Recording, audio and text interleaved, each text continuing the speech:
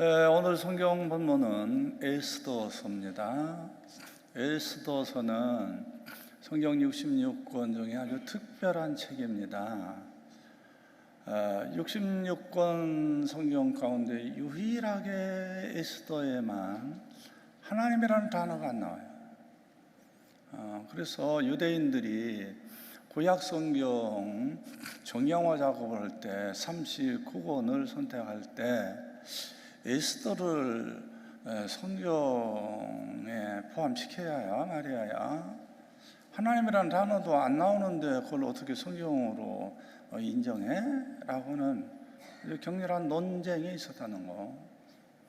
그러나 에스더서를 잘 읽어보면 매 장마다 하나님의 간섭하시는 손길을 볼 수 있고 또 하나님의 섭리와 경륜을 볼 수 있어요. 그게 이제 에스더의 특징입니다.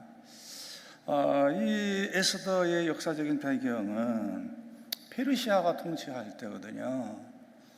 페르시아 바로 전에 왕국이 바벨론 아니에요? 바벨론이 중동 지역을 완전히 휩쓸었는데 또 역사라고 하는 건 항상 변하거든요. 그래서 한순간에 페르시아, 신흥국가 페르시아에 의해서 바벨론이 망해요. 그래서 페르시아가 중동 지역을 통치합니다. 바벨론 그러면 지금의 이락 땅 근처고요. 페르시아 그러면 이란 땅 근처죠. 근데 당시의 페르시아는 지금의 이란 땅 그 지역만이 아니고 이집트도 점령했었고 인도도 점령했었어요. 이게 아주 방대한 지역을 통치했던 그런 나라가 페르시아였어요. 이 에스더서에 나오는 등장하는 왕은 아하수에로라고 하는 왕인데 이 왕이 대신들과 장군들을 위해서 잔치를 베푸는데 무려 며칠 동안 잔치를 베푸느냐? 180일 동안 잔치를 베풀어요. 6개월 동안 잔치를 베풉니다. 이게 얼마나 나라가 부유했으면 6개월 동안 잔치를 베푸는 거예요. 그리고 그 잔치의 절정에 이르렀을 때에 거나하게 술을 먹은 아하수에로 왕이 그 아리따운 왕비 와스디를 등장시키려고 하죠. 이게 남자들은 와이프가 예쁘면 자랑하고 싶대요. 그래가지고 대신들에게, 장군들에게 자기 와이프를 자랑하고 싶어서 초청을 했는데 이 와스디 왕부가 너무 미모가 탁월해서 그런지 콧날이 조금 더 높았는지 그때가 세가지고 왕의 말을 듣지 않고 안 나온 거예요. 나오질 않았어요. 그러니까 완전히 아하수에로 왕이 자존심이 상하는 거죠. 그래서 자존심이 상한 아하수에로 왕이 대신들을 모아놓고 이거 어떻게 하면 좋냐, 어떻게 처리하느냐 그랬더니 한결같이 대신들이 왕이시오, 폐하시오. 이거는 폐하의 한 개인의 문제가 아닙니다. 왕비가 폐하를 이렇게 무시하면 페르시아에 있는 모든 여자들이, 아내들이 남편을 무시하게 됩니다. 그러므로 와스디 왕비를 폐위시켜야 합니다. 요즘 말대로 폐하 아니 되옵나이다. 지금 그러는 거예요. 이게 대신들이 아니 된다 그러니까는 와스디를 폐위시켜버리고 새 왕비를 뽑았는데 마침 새로 뽑힌 왕비가 에스더였어요. 에스더의 삶이라고 하는 것은 에스더를 읽어보면 에스더의 의지대로 다 되는 게 아니에요. 어떤 눈에 보이지 않는 어떤 힘, 하나님이 인도하시는 그 힘에 의해서 에스더가 인도함을 받는 거거든요.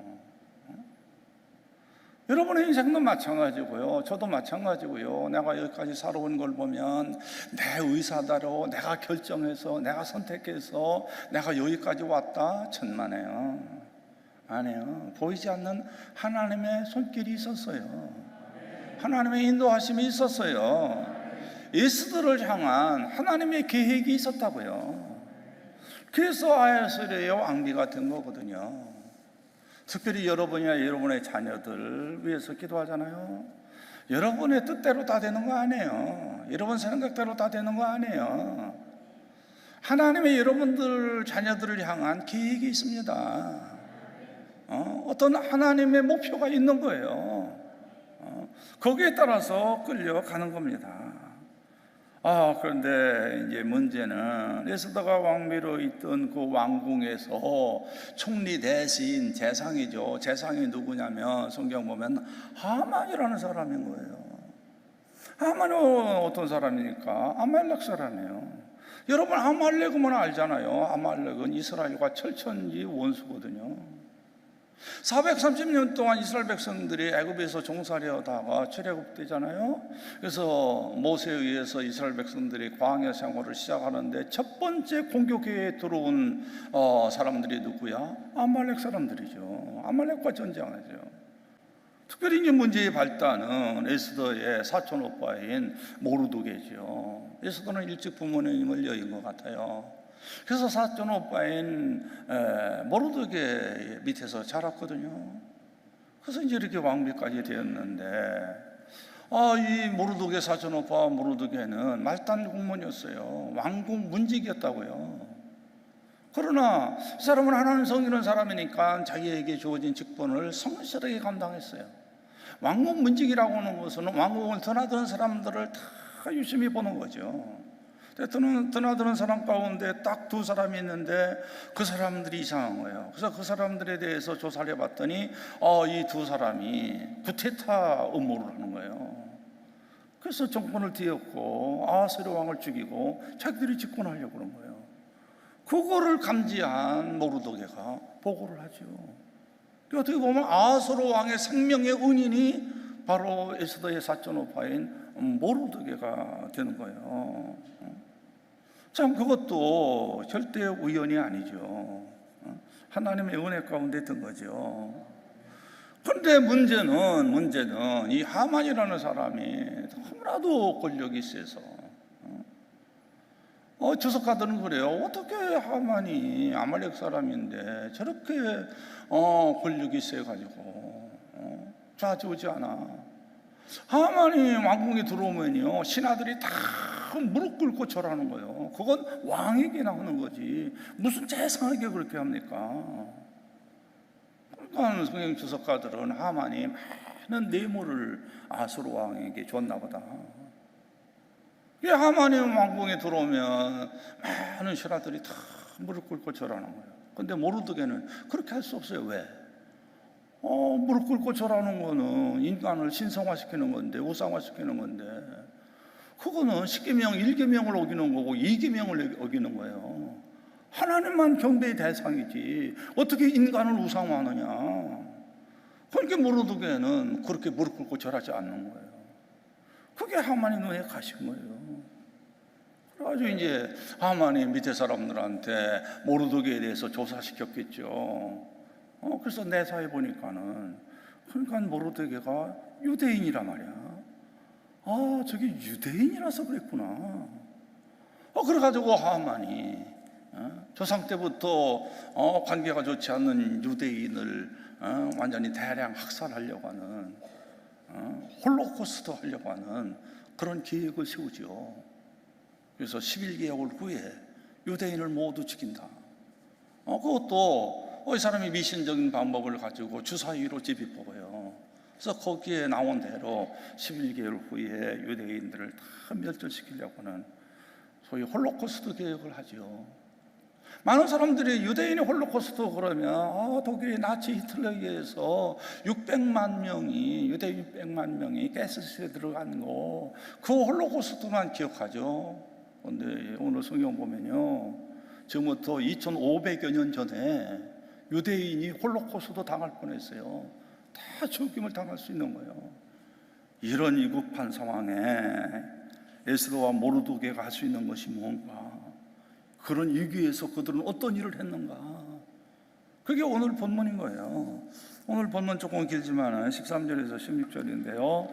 함께 우리 읽어봅니다. 시작. 모르드게가 그를 지켜 에스더에게 화답하되 너는 왕궁에 있으니 모든 유다인 중에 홀로 목숨을 건지리라 생각하지 마라.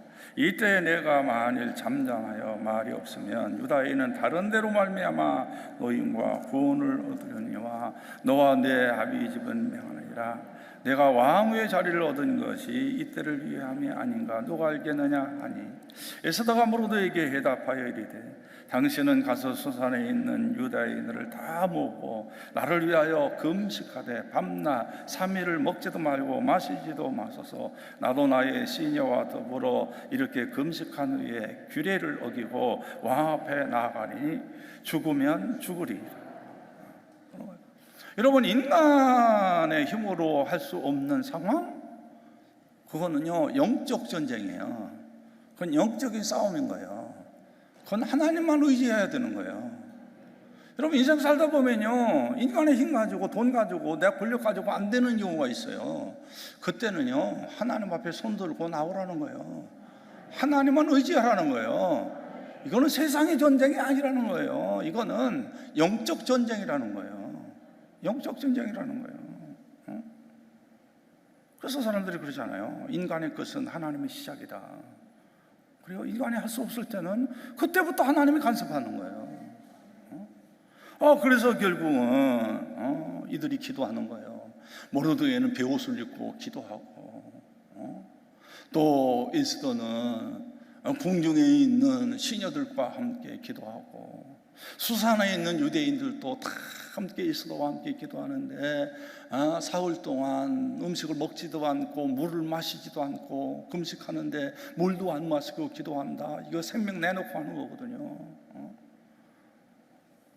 여러분, 우리의 최종 무기는 다른 게 아니에요. 그거는 기도예요. 특별히 합심 기도예요. 이게 우리 영적인 무기입니다. 가정에 어려운 일이 있다고요? 아니요. 온 식구가 합심으로 같은 제목을 놓고 같은 시간에 간절히 기도하세요.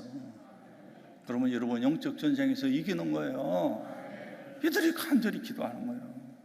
그리고 에스더가 결단을 내리는 거예요. 내가 왕 앞에 가야겠다.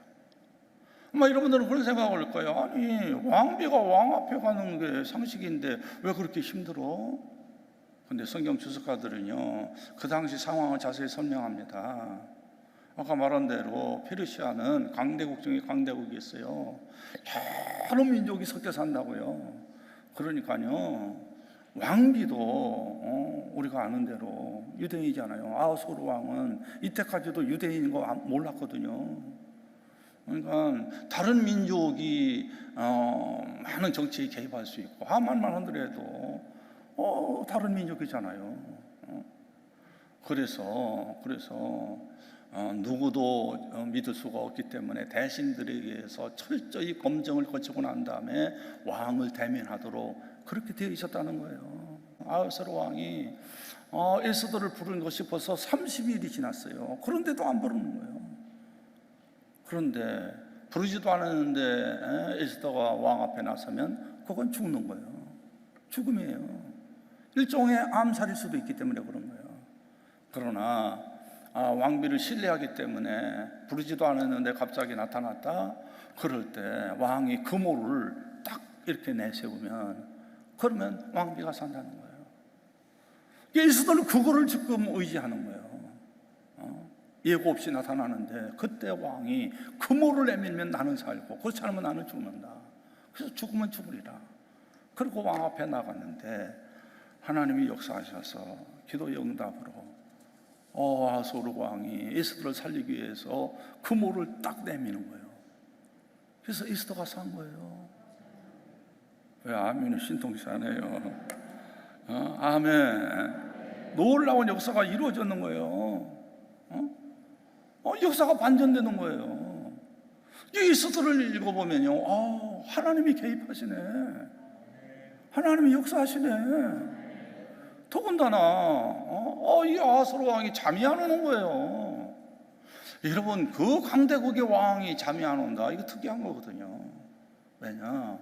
그 강대국의 왕은요, 음식이며 여러 모든 면에 있어서요 건강관리를 잘하기 때문에 저녁에 잠을 자는데 수면을 깊이 잘 수 있는 그런 처방을 다 한다고요. 그래서 너 저녁에 깊이 잠을 잔다고요. 근데 그날따라 잠이 오지 않는 거예요. 이상하다. 그러니까 보통 사람 같으면 와인, 포도주를 먹었겠죠. 그런데 아하스왕은 포도주를 먹지 않고 신하들에게 야, 역대기를 좀 읽어달라, 궁중일기 좀 읽어달라. 그래서 궁중일기를 신하들이 읽는데 하필이면 그 넓은, 그 많은 부피가 많은 궁중일기 가운데 어느 부분을 읽느냐, 모르드게가 두 신하가 구테타를 일으키려고 해서 정권을 뒤엎고 아하스왕을 죽이려고 했던 것을 모르드게가 감지하고 신고했던 그 장면을 읽는 거예요. 이거는 절대 우연이 아닙니다. 하나님이 간섭하신 거예요. 그러니까 아하스왕이 깜짝 놀라는 거예요. 맞아, 그런 일이 있었지. 근데 내가 내 생명을 살려준 모르드게에게 하사한 게 없잖아. 그에게 벼슬 내린 게 없잖아. 깜짝 놀라는 거예요. 그거를 깨닫고 난 다음부터는 정치적 상황이 싹 반전되는 거죠. 그동안은 하만 쪽이었는데 아닌 거예요. 반전되는 거예요. 이제는 정치적인 상황이 모르드게 쪽이고 에스더 쪽이고 유대인 쪽인 거예요. 반전이 되는 거예요. 결국은 어떻게 됩니까? 하만이 모르드게를 죽이려고 교수형에 처하려고 높은 장대를 매달았는데 거기에 모르드게가 처형되는 게 아니라 하만이 거기에 올라가서 처형되는 역전이 돼버리는, 그게 에스더의 끝이거든요. 그 날을 불임절이라고 하는 절기로 만들어서 지키고, 미국에 있는 유대인들은 지금도 불임절을 철저하게 지키죠. 여러분이 에스더가 주는 교훈이 있습니다. 첫 번째는 하나님은 적절한 때에 적절한 사람을 요소에 배치시킨다는 거. 여러분들도 마찬가지예요. 여러분들 그냥 사는 것 같아도요, 여러분들 다 사명자로 사는 거예요. 사회생활한다, 어떤 정치적인 요직에 있다, 크리스찬으로서 대충 된 게 아니에요. 하나님의 미션이 있는 거라고요. 하나님 주신 사명이 있는 거라고요. 그걸 여러분이 잘 감당해야 하는 거예요. 에스더는 왕비라고는 고위직이지만은 모르드게는 하위 공무원이라고요. 왕궁을 그렇게 지키는 그런 문직이라고요. 지위 고하를 막론하고 우리 크리스천들은요, 하나님의 영광을 위한 미션이 있는 거예요. 여러분들이 크리스천이라고 해서 일방적으로 교회가 잘못 오고 크리스천이 잘못 오고 그런데도 편들어 주더라, 그런 얘기가 아니고, 교회가 합법한데 편향적으로 비판을 받는다든지 크리스천들이 편향적으로 대접을 받는다든지 그럴 때 하나님이 그렇지 못하게 하도록 여러분을 곳곳에 세워주셨다는 거예요. 그래서 하나님의 나라를 이루고 하나님의 영광을 위해서 쓰임받도록 하셨다는 거예요. 그리고 두 번째는요, 역사는 하나님의 손 안에 있다는 거예요. 하나님이라는 단어는 한 번도 안 나오지만 에스더 10장을 읽어보면 이게 긴 책입니다. 그 에스더를 읽어보면요, 곳곳에 순간순간에 언제나 하나님이 간섭하세요. 하나님의 손길이 있어요. 역사는 하나님의 주권 안에 있는 거예요. 하나님이 우리 눈에 보이지 않습니다. 우리 눈으로는 볼 수 없어요. 그러나 아니에요. 하나님이 간섭하세요. 여러분의 개인의 문제도 그렇고요, 여러분의 기업의 문제도 그렇고요, 자녀 문제도 그렇고요, 여러분의 장래도 그렇고요, 언제나 하나님이 간섭하십니다. 이 나라도 마찬가지입니다. 하나님의 손 안에 있는 거예요. 그게 바로 에스더가 주는 교훈이고요. 세 번째는요, 악한 자의 형통을 부러워하지 말라는 거예요. 이 하만 아주 악한 자로서 완전히 페르시아를 좌지우지하잖아요. 그런데 그게 영원합니까? 아니에요, 아니에요. 하나님을 떠난 권력, 한순간에 망합니다. 그럼 역사를 보세요. 영원한 권력 없어요. 하나님 떠났다? 그 순간 그 권력은 망합니다. 그게 에스더가 주는 교훈이에요. 약한 자가 형통한다고 속상해하지 말라는 거예요.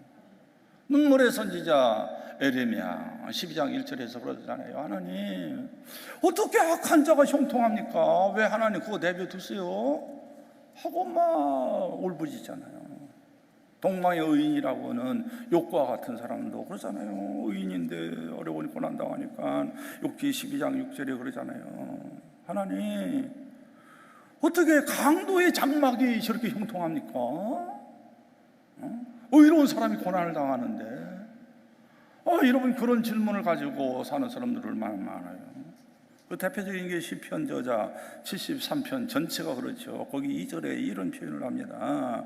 악한 자의 형통함을 보고 내가 거의 넘어질 뻔하였도다. 하나님 잘 믿는 사람, 신앙생활 잘하는 사람은 형통하지 않는 것 같은데 악한 자가 예수 믿지 않는 사람은 형통하는 것 같고, 이게 뭐야? 그래서 내가 시험 들 뻔했다는 거예요. 거의 넘어질 뻔했다라는 건 하나님 믿는 거 그만둘까? 교회 다니는 거 그만둘까? 그럴 뻔했다는 거예요. 그럴 뻔했다는 거예요. 또 다른 의미로 표현한다면 악한 자도 이렇게 잘 되는데 나 예수 믿는다고 해서 양심껏 살지 말고 나도 양심 팔아먹고 살을까? 예수 믿지만은 악을 팍팍 지면서 살아버릴까? 악한 자가 잘 되는데 예수 믿지 않는 사람들도 형통하는데 깨끗 죄를 지면 어때? 이런 시험을 받을 수가 있다는 거예요. 근데 아니라는 거예요. 성경이 주는 교훈, 역사가 주는 교훈은 악한 자가 형통한다? 아니래요. 그거는 장마철에 풀과 같은 거래요. 악인이 바로 그런 거라는 거예요. 악인의 형통을 부러워하지 말래요. 우리는 20세기에 경험했잖아요. 독일의 나치 히틀러 정권 얼마나 악했어요. 히틀러 정권이 영원히 갈 줄 알았지요. 독일 크리스천들, 목사님들, 신학자들까지 다 거기에 빌붙어가지고 잖아요. 그런데 보네포 같은 사람은 인사이트가 있으니까 하는 걸 딱 보니까 벌써 아닌 거예요. 싹이 아닌 거야. 저건 히틀러 아니다 생각해요. 왜?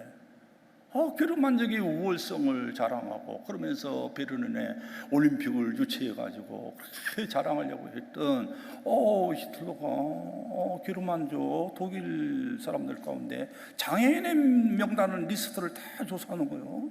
아니 왜 장애인들의 명단을 조사하지? 그런데 어느 날 한순간 독일에 있던 독일 사람들의 장애인들이 싹 없어지는 거예요. 다 죽여버린 거예요. 왜 장애인을 죽이냐? 독일의 게르만족의 우월성을 얘기를 하는데 장애인은 게르만 민족의 장애가 된다 이게야. 우월성의 장애가 된다 이게야. 그걸 보고 히틀러 보네포 같은 분은 감지하죠. 근데 이게 영적인 안목이 없는 그 천재적인 신학자인 임마누엘 히리시라고 하는 사람은 계속 히틀러 편에 그쪽을 성원하고 그쪽을 지지하고 신학하자고 해서까지라도 나치 정권의 합법성을 이론을 펼쳐내는 그러나 한순간 히틀러 끝나잖아요. 그러면 언제나 우리는 신앙 고백을 하잖아요. 사도신경 고백하잖아요. 그때 뭐라고 예수님에 대해서 고백합니까? 예수님이 장사한 지 3일 만에 죽은 자 가운데서 다시 살아나시다. 하늘에 올사 전능하신 하나님 우편에 앉아 계시다가 저리로서 누구와 누구를 심판하러 오시리라? 산 자와 죽은 자를 심판하러 오시리라. 예수님이 역사의 심판자라는 거예요. 산 자도 죽은 자도 심판하러 오시리라. 우리는 그걸 믿는 거예요. 역사의 주권자는 하나님이에요. 심판자는 예수님인 거예요. 그러므로 우리 크리스찬들은 악한 자의 형통함을 부러워하지 말라는 거예요. 의롭게 살래요. 믿음으로 살래요. 하나님 보시기에 합당한 자로 살래요. 이것이 에스더서가 우리에게 주는 영적 교훈입니다.